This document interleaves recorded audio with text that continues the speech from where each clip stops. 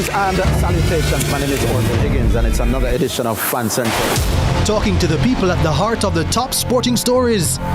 Hear from your favorite sportsmen and women and the administrators who work tirelessly to make it all happen. It's live sports talk.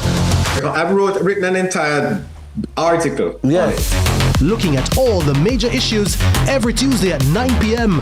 It's Fan Central.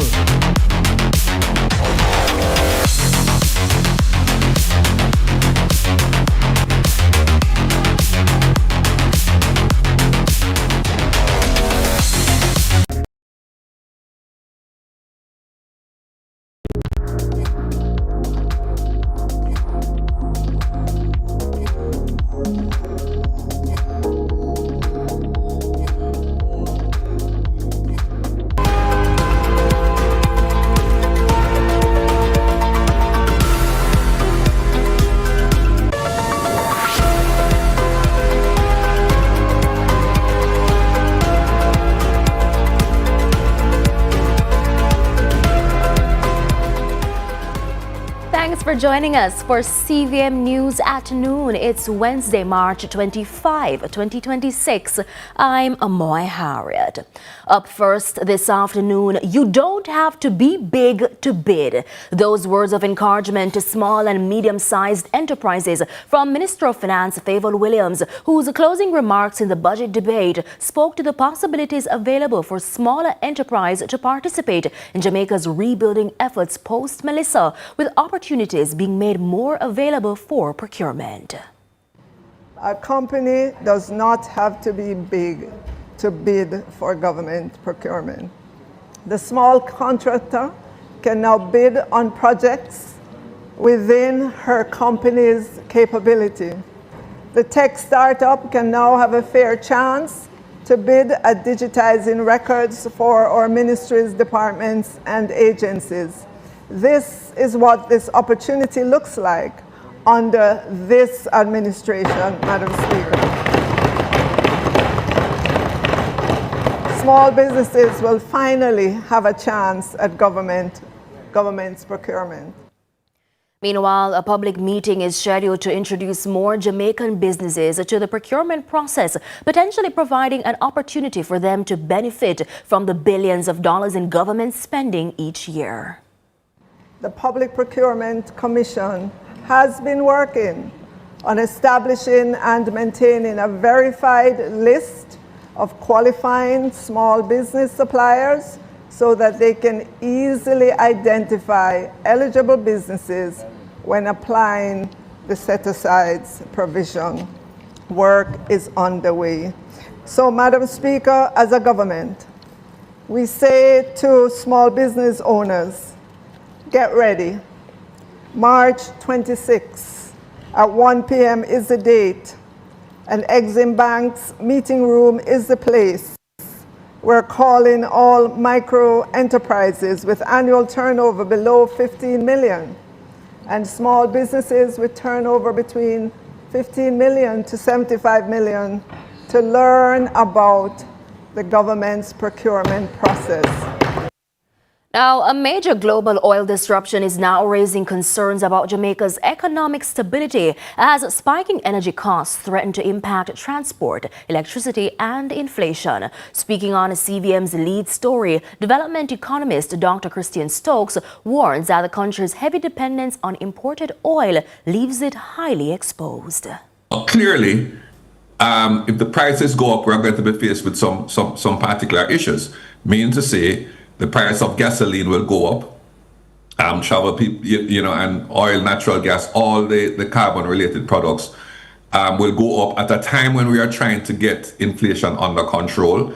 It will have an impact therefore on a contractionary impact possibly if we have to pay more in electricity bills. Let us also bear in mind that Jamaica, already at 40+ cents per kilowatt hour, is way too expensive a location for manufacturing.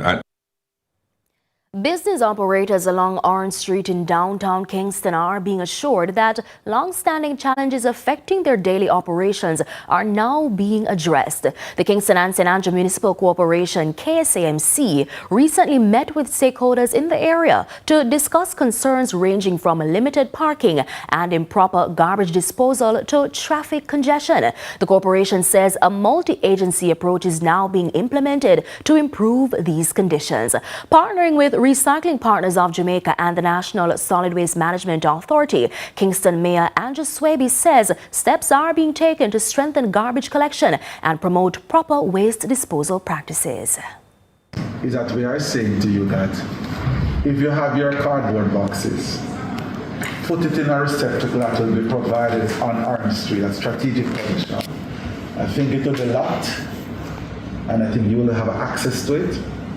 I think everybody will have a key and will have access to it, and they in the night or so will come and remove it at no cost to you. All it requires is for you to flatten out that box, put it neatly in the receptacle, and Jamaica Recycle will come and pick it up at time convenient to them. And I don't think we should. It is an everyday thing.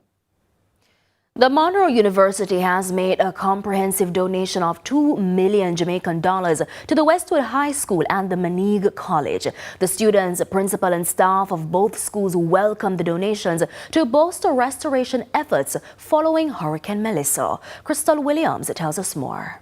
The Westwood High School in Stewarttown, Trelawney, received a donation of $1 million Jamaican dollars from the Monroe University towards post-hurricane rebuilding efforts. Principal of the Westwood High School, Karen Francis, says this small contribution means a lot. We suffered great loss here at Westwood. Our auditorium was mangled. We have 7 teachers' flats that were damaged. Our quad classrooms were also damaged. The loss would have been over $300 million. Yeah.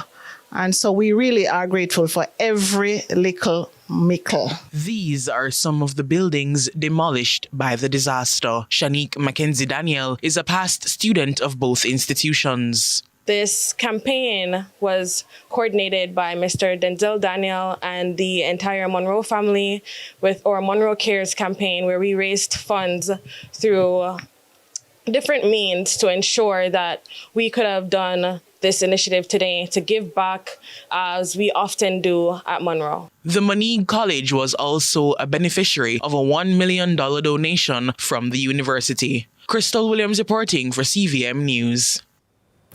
Despite the pressure of what's described as routine operational demands dogged by an out-of-order ambulance, the men and women of the Hanover division of the Jamaica Fire Brigade remain resilient while performing their duties with professionalism and dedication. The month of January was driven primarily by medical emergencies. However, February, according to a latest report, reflects a burning shift. Curlin Brown explains. Divisional head of the Hanover Fire Department, Acting Superintendent O'Neill Henry, says the Lucy Fire Station, the only one in the parish, is adequately equipped to serve, even without an ambulance which has been unfit for some time. Our unit pumper is in action, our utility vehicle is in action, our ambulance remains off action. Within short period though, it will be at the station ready to work. I was advised by the maintenance staff. Now, while they await the return of the ambulance, which is said to be 90% ready, medical emergencies continue to come into the department. Even though our ambulance is off action, we have been receiving a lot of emergency medical calls. We have responded to a lot also with the help of the Noel Homes ambulance. We provide the manpower, they provide the ambulance, and we have been responding in that way, because we have an MOU with them. So in that sense, we have a decrease though in the calls of 33%. It is from 24 to 16 in February. The 88 uniform and non-uniform teams were tested even more during February, with a big shift in the statistics for bush and house fires. We receive an increase in our calls, our fire and emergency calls, of 100%. So from 19 last month to this month, 38, that's a 100% increase. And I must say that our measures that we are put in place for the past month for the malicious false alarm seems to be working, because Hanover Division has not received any malicious false alarm for this month. Decades-old data shows swift responses to fire reduces injuries, saves lives and limits property losses. He says there were no reports of deaths or injuries during the period. However, in the case of property, there was an estimated $35.1 million total structural loss recorded.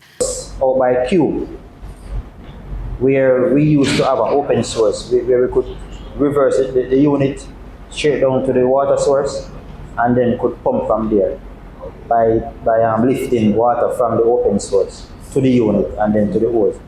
We can't do that anymore because since Melissa, there have been a lot of debris there, stopping the unit from reversing there. So I'm asking if we could get some assistance in clearing that area. With all these fires pulling on resources including water, CVM News understands where the supply from the National Water Commission, the NWC, fails, there is the option of open water. The sea is accessible. However, the municipal corporation and road works are being asked to make clear the passage to one of the main rivers leading into the town. Curlin Brown, CVM News. It's time now for a break, but stay with us more when we come back.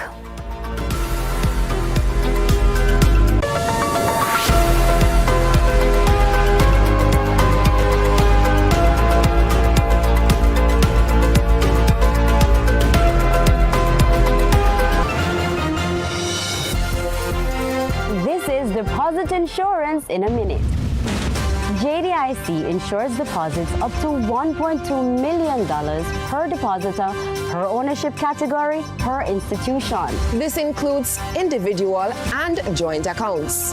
If you have an individual account, it is insured separately from a joint account that you share with someone else. So my personal account can get up to $1.2 million, and the joint account where me and my mother have can get up to $1.2 million too?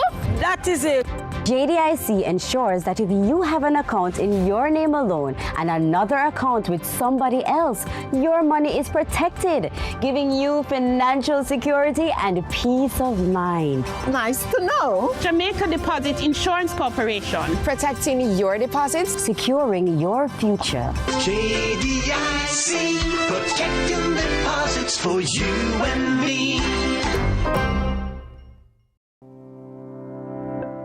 Every day starts with care. Care that's always close. Supermed Family of Pharmacies is where you go for everything you need. From your morning routine to life's biggest moments, Supermed Family of Pharmacies is always by your side. Whether it's prescriptions or household essentials, trust the care that's close to home.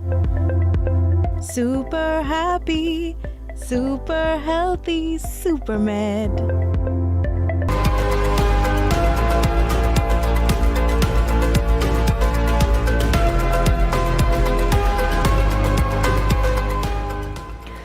Welcome back to CVM News at noon. The National Water Commission, NWC, is sounding the alarm over declining water levels at the Hermitage Dam despite recent rainfall. The NWC says levels at the dam have continued to fall and are now approaching the critical threshold of 65%. The situation has forced the Commission to implement water regulation measures across sections of the corporate area served by the Constant Spring system. To provide more insight, we're joined now by Delano Williams, who is Corporate Public Relations Manager at the NWC. Good afternoon, Mr. Williams.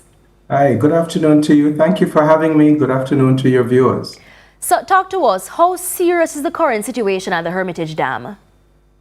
All right. So typically on an annual basis, we make a decision for water management based on the level of inflows when compared to what is demanded by our customers. So for just a quick background, the corporate area relies on two major dam systems or storage systems, the Mona Reservoir and the Hermitage Dam.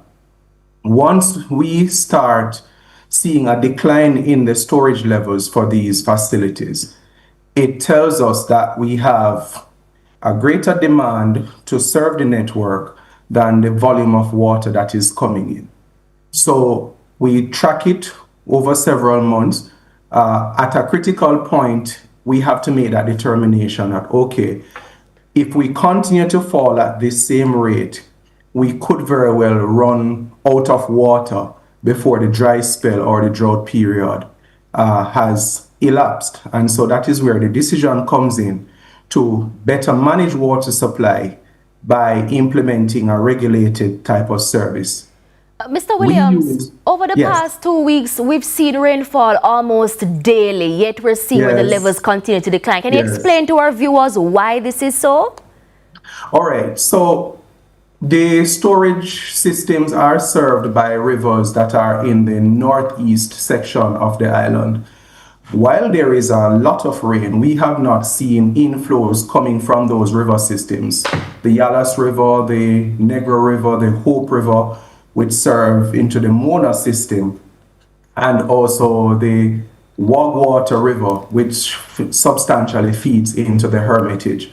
Unless these river sources are being replenished or get a high volume, then we have not really benefited. And that is what we've seen over the last 2 weeks. A lot of rain, but not in the places where the watersheds originate from. So NWC has implemented a 12-hour supply schedule. Can you say how effective you're expecting this to be in terms of stabilizing supply? Well, it has definitely, since the implementation, slowed the rate of fall, meaning we're not dropping at the Hermitage by 3 or 4 million gallons per day, which is what would become detrimental for us. And so we've slowed that rate of fall, and there may be some days where we're able to even see a slight uptick because we're able to manage using this regulated system.